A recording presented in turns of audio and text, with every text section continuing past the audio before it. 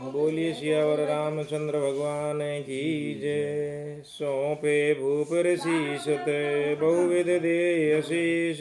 जननी भवन गए प्रभु चले नाई पद शीश। राजा ने बहुत प्रकार से आशीर्वाद देकर पुत्रों को ऋषि के हवाले कर दिया। फिर प्रभु माता के महल में गए और उनके चरणों में सिर नवाकर चले।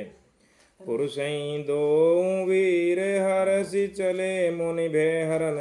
कृपा सिंधु मत धीर अखिल विश्व कारण करण।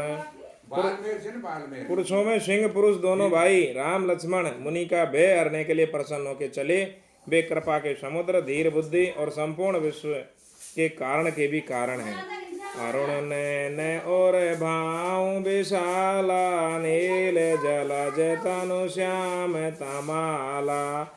कटिपट पीत कसे बर भाता रुचिर चाप सायक दोहाता। भगवान के लाल नेत्र हैं, चौड़ी छाती और विशाल भुजाएं हैं। नील कमल और तमाल के वृक्ष की तरह श्याम शरीर है। कमर में पीतांबर पहने हैं, सुंदर तरकस कसे हैं और दोनों हाथों में सुंदर धनुष और बाण हैं। श्याम गौर सुंदर दूं भाई विश्वामित्र महानिधि पाई। प्रभु ब्रह्मण्य देव मजाना मोहि निधि पिता तजेऊ भगवाना। श्याम और गौर वर्ण के दोनों भाई परम सुंदर हैं। विश्वामित्र जी को महान निधि प्राप्त हो गई। वे सोचने लगे कि मैं जान गया कि प्रभु ब्राह्मणों के देवता हैं। मेरे लिए भगवान ने अपने पिता को भी छोड़ दिया। चले जाते मोने दीन दिखाई सुनी ताड़े का क्रोध कर धाई। कहीं बान प्राण हर लेना दीन जानते ही निज पद दीना। मार्ग में चले जाते हुए मुनि ने ताड़का को दिखलाया। शब्द सुनते ही वे क्रोध करके दौड़ी। श्री राम जी ने एक ही बाण से उसके प्राण हर लिए। दीन जानकर उसको निज पद यानी अपना देव स्वरूप दिया। तब ऋषि निज नाथ जी हैं चीनी विद्या ने देखूं विद्या देनी। जाते लागे ने क्षुधा पिपासा अतुलित बल तनु तेज प्रकाशा।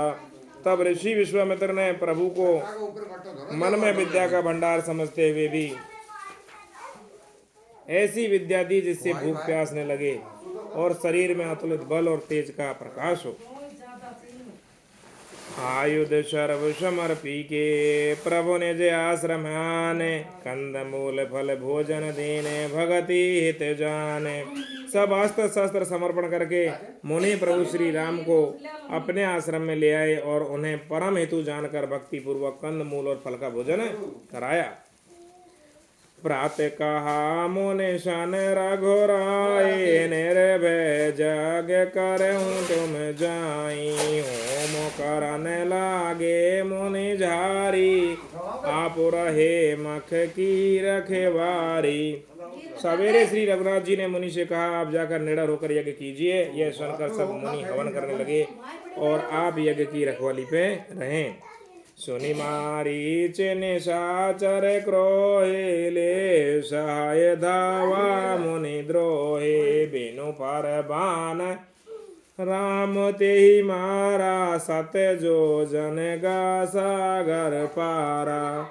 यह समाचार सुन के मुनियों के शत्रु क्रोधी राक्षस मारीच अपने सहायकों को लेकर दौड़ा और श्री राम जी ने बिना फल वाला बाण उसको मारा जिससे वह 100 योजन के विस्तार वाले समुद्र में जाके गिरा।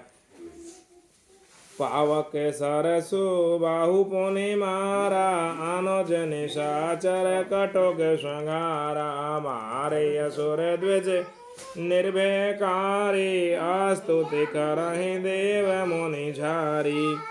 फिर सुबाहु को अग्निबाण मारा। इधर छोटे भाई लक्ष्मण जी ने राक्षसों की सेना का संहार कर डाला। इस प्रकार श्री राम जी ने राक्षसों को मारकर ब्राह्मणों को निर्भय कर दिया। तब सारे देवता और मुनि स्तुति करने लगे। तह पुनि कछुक दिवस रघुराया रहे किन वे प्रण पर दाया। भगत हेत बहु कथा पुराणा कहे बे प्रजदपि प्रभु जाना। श्री रघुनाथ जी ने वहाँ कुछ दिन और रहकर ब्राह्मणों पर दया की। भक्ति के कारण ब्राह्मणों ने पुराणों की बहुत सी कथाएं कही, यद्यपि प्रभु सब जानते थे। तब मुनि सादर कहा भुजाए चरित एक प्रभु देखी जाए, धनुष यज्ञ सुनो रघुकुल नाथा, हरस चले मुनि बर के साथा। तदनंतर मुनि ने आदर पूर्वक समझा कर कहा, हे प्रभु चलकर एक चरित्र देखिए। रघुकुल के स्वामी श्री रामचंद्र जी धनुष यज्ञ की बात सुनकर मुनि श्रेष्ठ विश्वामित्र के साथ प्रसन्न होके चले। आश्रम एक देखे मगे माहे, खागे मृग जीव जानतो तह नाही, पूछ मुनि शिला प्रभु देखी सकल कथा, मुन कहा विशेष। मार्ग में एक आश्रम दिखाई पड़ा, वहाँ कोई पक्षी कोई भी जीव जंतु नहीं था। पत्थर की एक शिला को देखकर प्रभु ने पूछा, तब मुनि ने विस्तार पूर्वक सब कथा कही। बोलिए सियावर रामचंद्र भगवान की जय।